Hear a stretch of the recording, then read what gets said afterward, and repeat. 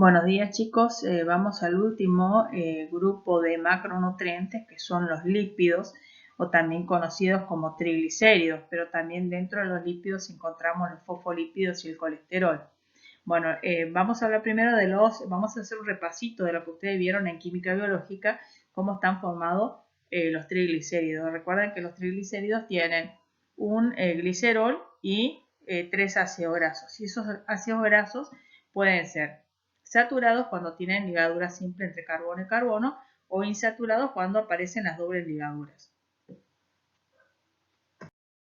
Bueno, si bien la mayoría de los triglicéridos que contienen ácidos grasos saturados se encuentran en el reino animal, pero acá tenemos dos que se encuentran en el reino vegetal, el ácido palmítico y el ácido esteárico, que se encuentra en el aceite de coco y en el aceite de palma. La mayoría de los ácidos grasos insaturados sí se encuentra en el reino vegetal, por ejemplo el ácido oleico que se encuentra en el aceite de oliva, en el ácido linoleico que encontramos por ejemplo en el aceite de girasol. ¿Cómo se cuentan? Porque fíjense acá dice 16, quiere decir que tiene 16 carbonos. O sea, la mayoría de los ácidos grasos que encontramos tanto en las plantas como en los animales tienen entre 16 y 18 carbonos. Tiene 16 carbonos, indica el 0, indica que no tiene ningún doble enlace. Se cuenta siempre a partir del carbono que tiene el grupo funcional carboxilo. Acá tenemos el ácido oleico que tiene 18 carbonos y acá me indica el 1, me indica que tiene una doble ligadura y que está en el carbono 9. Entonces, este es mi carbono 1, que tiene el grupo funcional carboxilo, 2, 3, 4, 5, 6, 7, 8, 9. En el carbono 9 está la doble ligadura. Bueno, pero después hay otra forma, otra nomenclatura, que es la nomenclatura griega, que se cuenta a partir del carbono, el último carbono que tiene el grupo funcional metilo. Entonces lo consideran como carbono omega, ¿sí? Al último carbono, y alfa al carbono en el que se encuentra el grupo funcional carboxilo. Entonces, este es el carbono omega. Entonces, este triglicérido, este ácido graso, disculpen, este ácido graso sería omega, a ver, 1, 2, 3, 4, 5, 6, 7, 8, 9, sería omega 9. Por ejemplo, el ácido linoleico, este es el carbono omega, entonces sería 1, 2, 3, 4, 5, 6. Este sería omega 6. Bueno, así como tenemos aminoácidos esenciales, que son los que no puede fabricar nuestro cuerpo, también tenemos ácidos grasos esenciales que los tenemos que incorporar con nuestra dieta, ¿no es cierto?, con la ingesta de alimentos. Tenemos el ácido linolénico, que es esencial, que nuestro cuerpo no lo puede fabricar, el ácido linoleico, linolénico y el ácido araquidónico. Estos son los 3 ácidos grasos esenciales, pero que lo encontramos en alimentos que usamos diariamente. Por ejemplo, el aceite de girasol los tiene.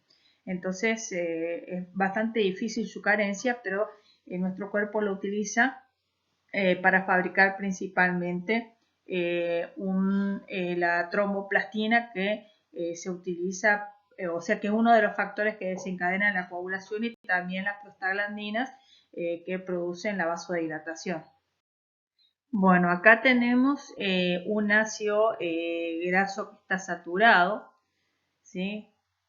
Así se representa el ácido graso saturado, ligadura simple entre carbono a carbono, que es el ácido palmítico, que tiene 16 carbonos. Y acá tenemos un ácido graso insaturado, monoinsaturado, porque tiene solamente una doble ligadura, pero lo que le quería comentar es su forma cis y trans. Acuérdense que son isómeros de posición, entonces acá tenemos la forma cis. O sea, es la forma, por ejemplo, ¿se acuerdan que yo le había comentado de que el ácido graso oleico se encuentra en el aceite de oliva? Pero el problema de que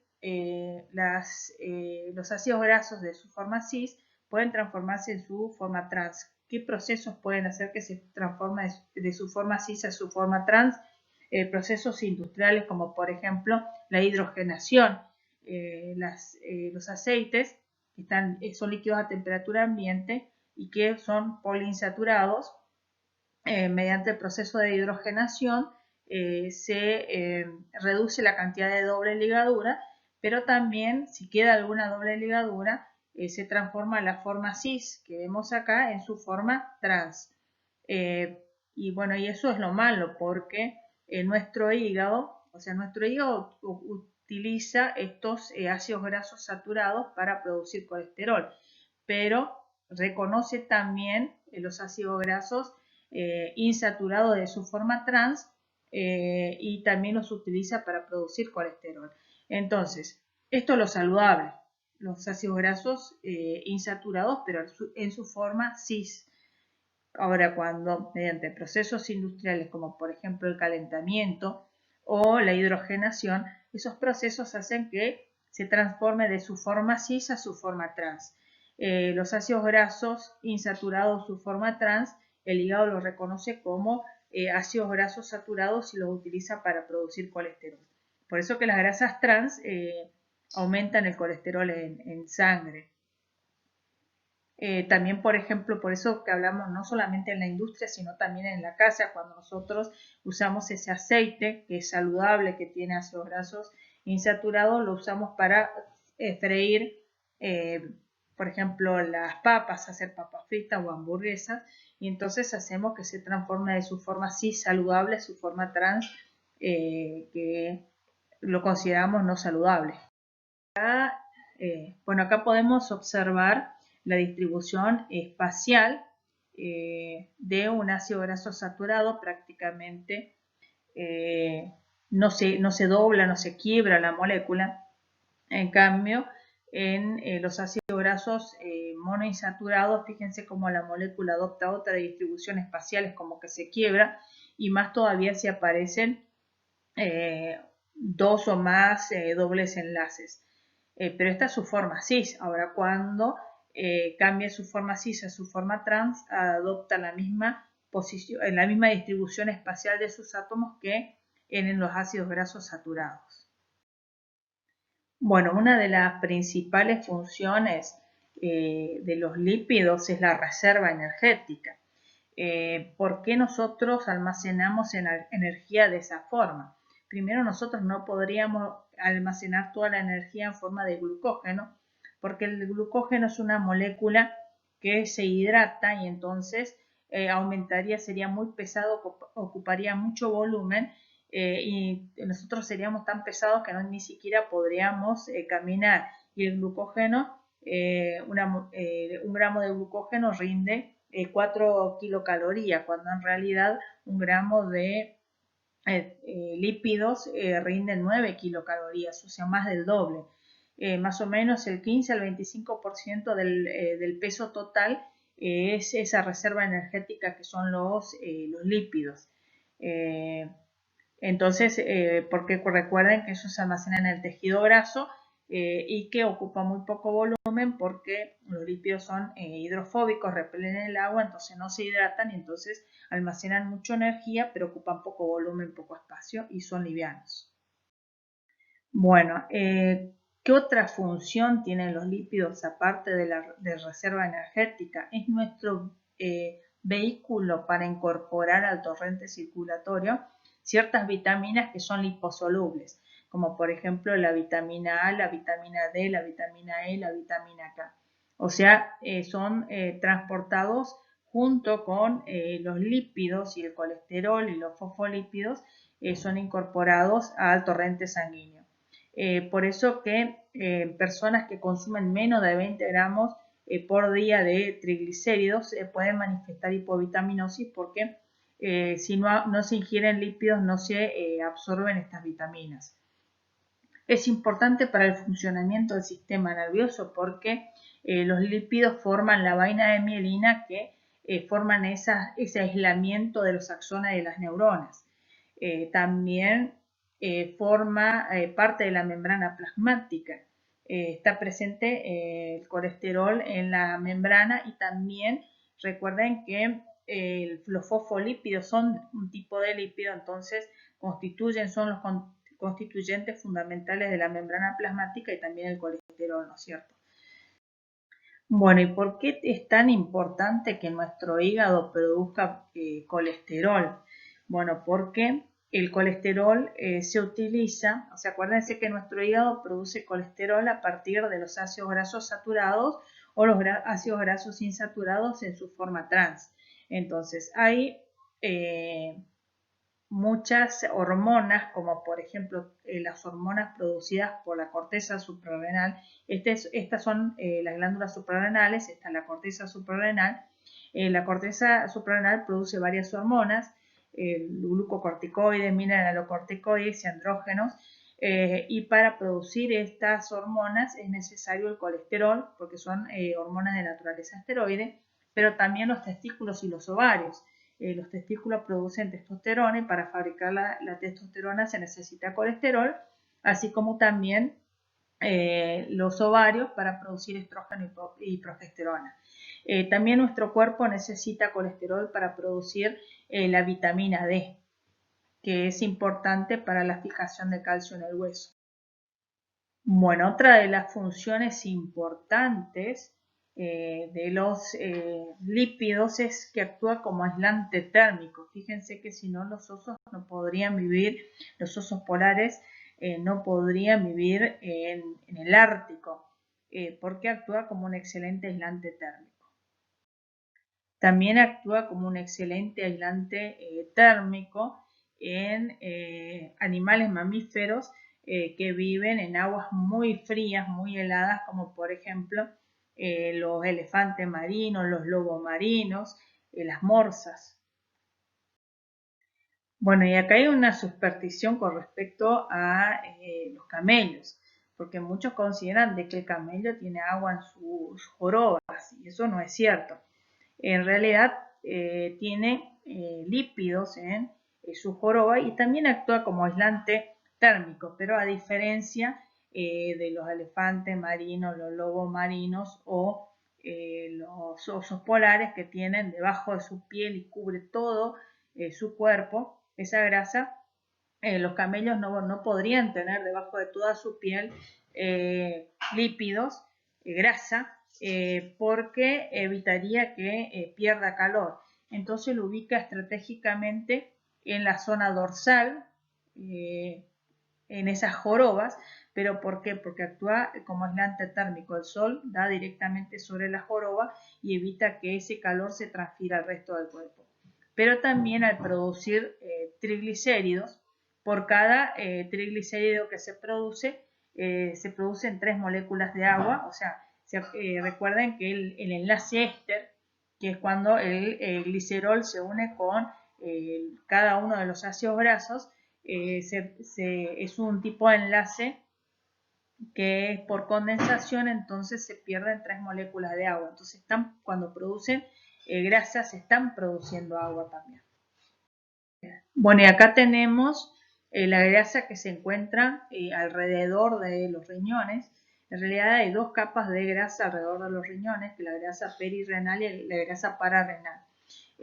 ¿Cuál es la función de esa grasa? O sea, esa grasa, por más que la persona no consuma alimentos, no se utiliza como fuente de energía porque la función es la de proteger los órganos.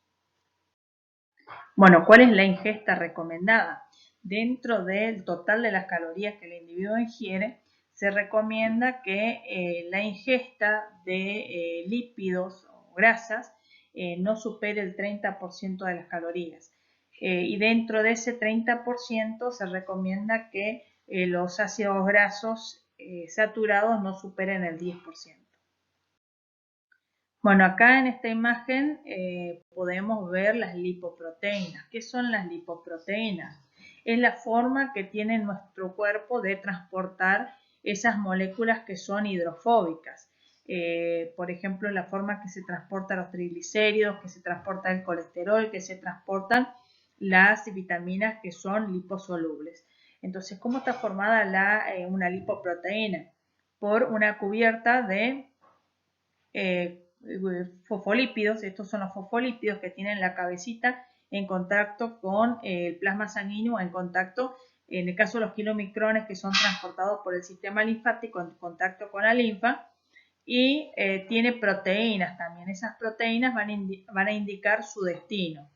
Y adentro se transportan los triglicéridos, se transportan el colesterol y se transportan las vitaminas.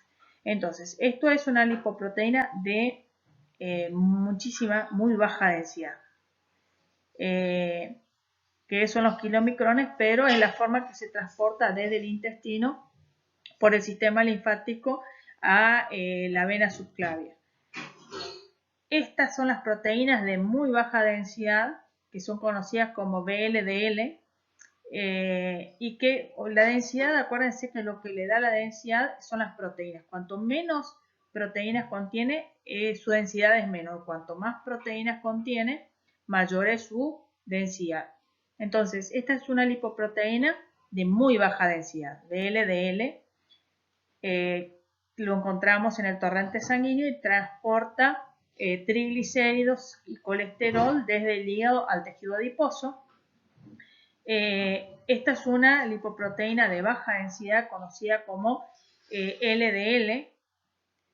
Transporta lípidos, o sea, los triglicéridos, pero transporta mayor cantidad de colesterol desde el tejido adiposo, porque es el remanente, es lo que no descarga en el tejido adiposo, pero lo lleva a las células del cuerpo que lo pueden incorporar a la membrana plasmática, y lo lleva también a las glándulas endocrinas, que son las que utilizan el colesterol para fabricar hormonas. Y estas son las lipoproteínas de alta densidad, HDL, que son los que transportan toda la basura, digamos, lo que recogen, o sea, son fabricados por el hígado, pero transportan principalmente el colesterol desde la circulación hacia el hígado para ser eliminado. A esto nosotros lo llamamos colesterol bueno, y a esto lo llamamos colesterol malo. En realidad, los dos son buenos, pero en cierta medida. El LDL no debe elevarse mucho, porque si no, sí se transforma en colesterol malo. Bueno, acá hay un gráfico que representa las sustancias que transporta, y fíjense que el LDL es el que transporta mayor cantidad, o sea, muy pocos triglicéridos. Sí transporta fosfolípidos, pero lo que más transporta es colesterol. Bueno, acá hay una imagen que muestra las lipoproteínas, pero comparando su tamaño. O sea, las lipoproteínas más grandes son los kilomicrones. Si bien son más grandes, pero son las de menor densidad. Acuérdense que las proteínas que indican su destino son los que le dan la densidad. Después, con respecto al tamaño, le sigue el VLDL, y prácticamente el HDL y el LDL tienen prácticamente el mismo tamaño. O sea, por ahí el HDL es un poquitito más chico que el LDL. Bueno, acá en esta imagen podemos observar cómo las células del intestino, los enterocitos, son los que incorporan las micelas. Las micelas, recuerden que contienen monoglicéridos, ácidos grasos, contiene colesterol y las vitaminas liposolubles. Entonces lo incorpora, y dentro del enterocito vuelven a formarse los triglicéridos, los fosfolípidos, el colesterol, y los enterocitos también se encargan de empaquetarlos dentro de los kilomicrones, que son las lipoproteínas, que son las más grandes, pero las de menor densidad. Luego el enterocito se encarga de enviarlos por exocitosis al sistema linfático, a los vasos pilíferos. Bueno, y acá podemos observar cómo los kilomicrones son transportados por el sistema linfático, y el sistema linfático desvía al hígado y drena en lo que es la vena subclavia izquierda. Bueno, una vez que los kilomicrones vierten son vertidos, o sea, los kilomicrones son vertidos al sistema circulatorio. Las células del endotelio tienen enzimas, una de esas enzimas es la lipoproteína lipasa, que es la que desarma lo que son los kilomicrones y transforman los triglicéridos en monoglicéridos y ácidos grasos, y muchos de ellos son incorporados por el tejido adiposo para producir lípidos que son almacenados ahí y están disponibles para ser utilizados, por ejemplo, por el músculo que está en reposo o por las células del cuerpo cuando no hay glucosa disponible. O sea, los lípidos actúan como moléculas que cuidan o permiten conservar los aminoácidos y la glucosa, o sea, no utilizarla como fuente de energía. Parte de esos monoglicéridos y los ácidos grasos pasan al hígado. El hígado forma triglicéridos y produce unas vesículas, unas lipoproteínas conocidas como VLDL, donde empaqueta colesterol, donde empaqueta los triglicéridos que van al tejido adiposo y los envía al tejido adiposo. Pero resulta que en el tejido adiposo libera los triglicéridos y el VLDL, o sea, las lipoproteínas de muy baja densidad, se transforma entonces una vez que descarga los triglicéridos en el tejido adiposo, se convierte en LDL, que ahora está transportando en su mayor parte el colesterol.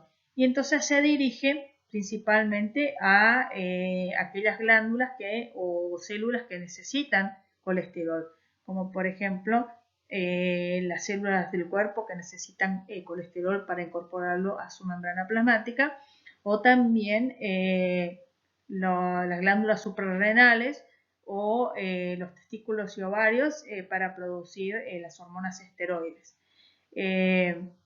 Bueno, y este es el problema, de que a veces en el hígado se produce más colesterol, porque el colesterol que es transportado por las lipoproteínas, en su mayor parte no es colesterol exógeno, o sea, es colesterol endógeno.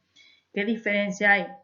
El colesterol exógeno es el que nosotros incorporamos con nuestra dieta. En cambio, el colesterol endógeno es el que produce el hígado. ¿Pero por qué produce? Porque se necesita, tiene una función biológica en nuestro cuerpo. Pero cuando nosotros le damos a nuestro hígado mayor cantidad de bloques constructores para que produzca colesterol, como por ejemplo le aportamos muchos ácidos grasos saturados o muchos ácidos grasos insaturados en su forma trans, el hígado va a producir mayor cantidad de colesterol, entonces va a haber mayor cantidad de vesículas que contengan colesterol, que es el LDL. Entonces, si nuestro cuerpo no necesita tanto colesterol, el LDL tiene que descargar el colesterol excedente. Y entonces ahí es donde aparece el problema, porque lo depositan los vasos sanguíneos. Bueno, ahora, ¿qué es el HDL? El hígado produce esas lipoproteínas, esas vesículas vacías, que son lipoproteínas, y que recorren el cuerpo buscando excedente de colesterol y excedente de fosfolípidos, y lo lleva principalmente nuevamente al hígado, porque el hígado va a usar parte de ese colesterol para producir las sales biliares, pero gran parte lo va a eliminar junto con el jugo biliar hacia el intestino. Entonces es la forma que el hígado tiene para recolectar del torrente sanguíneo ese excedente de fosfolípidos y ese excedente de colesterol y llevarlo al hígado para ser eliminado junto con la bilis. O sea que por eso que nosotros el HDL lo llamamos colesterol bueno, porque es el que transporta los desechos al órgano que se va a encargar de eliminarlo. Y el LDL lo llamamos colesterol malo, porque es el que transporta colesterol, si bien es bueno, pero que se mantenga dentro de ciertos valores, porque transporta el colesterol hacia las glándulas endocrinas que lo necesitan para fabricar hormonas. pero el problema es que cuando se eleva mucho el LDL, el excedente de colesterol lo va a depositar en las arterias.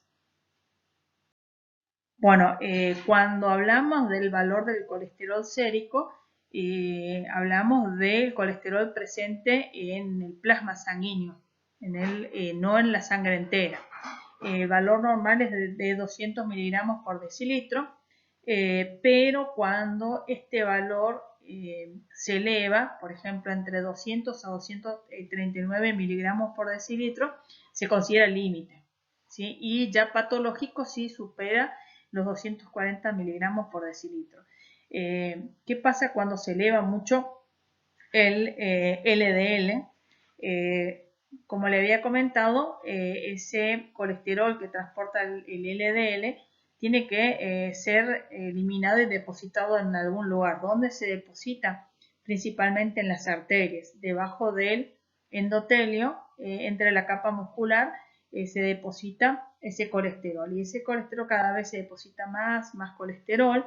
El colesterol hace que, y a veces todavía se incorpora calcio, y hace que las arterias se vuelvan menos elásticas, se vuelvan rígidas. Por eso hablamos de arterioesclerosis, quedan duras, rígidas. Bueno, y el riesgo es que esa arterioesclerosis, aparte de volver rígida la arteria y puede ser causa de que la presión arterial se eleve, también puede obstruir una arteria. Y entonces, bueno, si es de una arteria coronaria y si se detecta a tiempo, se puede dilatar esa arteria con un balón, ¿sí? Mediante un stent, mediante una sonda, se infla un balón que dilata la arteria y después se coloca un stent, que es una malla que mantiene la luz de la arteria. El problema es que si llega a obstruirse completamente, no llega oxígeno a esa zona y se produce un infarto. Lo mismo puede pasar a nivel del sistema nervioso, entonces hablamos de infarto cerebral. Pero también puede ser la causa de que se formen trombos o émbolos, porque normalmente esas arterias que están disminuidas su luz por la arteriosclerosis, también la superficie interna se vuelve rugosa, y entonces puede desencadenarse la coagulación sanguínea y formarse un trombo, que es un coágulo fijo, pero ese coágulo también puede desprenderse y entonces lo llamamos émbolo. Bueno, ¿cómo podemos evitar, por ejemplo, la arteriosclerosis o un trombo o un émbolo, que son las consecuencias, o un infarto de miocardio, un infarto cerebral, que son las consecuencias de que se eleve el colesterol en sangre? ¿Cómo podemos prevenir? Primero, se ha comprobado de que si nosotros reducimos el consumo de colesterol, solamente se reduce en un 5% el colesterol sérico. Entonces, se ha comprobado de que la forma más fácil es reducir el consumo de ácidos grasos saturados o ácidos grasos insaturados en su forma trans, porque el hígado, o sea, la mayor parte del colesterol lo produce el propio hígado usando o ácidos grasos saturados o ácidos grasos insaturados en su forma trans. Por otro lado, la actividad física. ¿De qué forma contribuye la actividad física? Porque se sabe que la actividad física hace que se eleve la presión arterial, pero por suerte, al elevarse la presión arterial por actividad física, la aurícula derecha no libera el péptido natriurético auricular. Entonces, no se elimina agua ni sodio a través de la orina, y eso diluye las lipoproteínas, las vesículas LDL, y eso hace que el tejido adiposo pueda capturar más triglicéridos. Entonces es una forma de reducir el colesterol sérico. O sea que una dieta adecuada y la actividad física son la receta ideal para disminuir el colesterol sérico y reducir los riesgos de enfermedades cardiovasculares como consecuencia del colesterol.